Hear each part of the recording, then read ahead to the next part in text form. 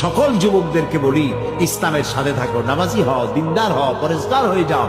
মজা এখানে, এই পৃথিবীতে একদিন ইসলামের হাতে ইসলামের পতাকা উড়বে, সারা পৃথিবীতে শান্তি প্রতিষ্ঠা হবে, ইসলাম ছড়িয়ে পড়বে বিশ্বময়। সেই দিন আমিও তোমাদের সাথে, এই যে বলার কোনো দাম নাই। আজকে দুর্দিন, এই সময় সাথে থাকা বেশি জরুরি। নবী করিম সাল্লাল্লাহু আলাইহি সাল্লামের সাথে প্রথম যুগে বেলালের যে মর্যাদা, খাব্বাব খোবাইবের যে মর্যাদা, মদিনার বিজয়ের পরে যারা ইসলাম কবুল করেছিলেন তাদের সেই মর্যাদা নয়।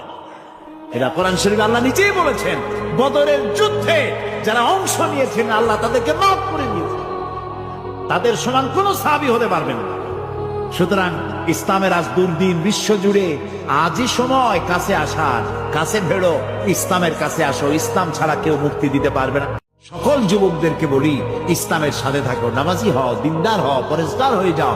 মজা এখানে, এই পৃথিবীতে একদিন ইসলামের হাতে ইসলামের পতাকা উড়বে, সারা পৃথিবীতে শান্তি প্রতিষ্ঠা হবে, ইসলাম ছড়িয়ে পড়বে বিশ্বময়। সেই দিন আমিও তোমাদের সাথে, এই যে বলার কোনো দাম নাই। আজকে দুর্দিন, এই সময় সাথে থাকা বেশি জরুরি।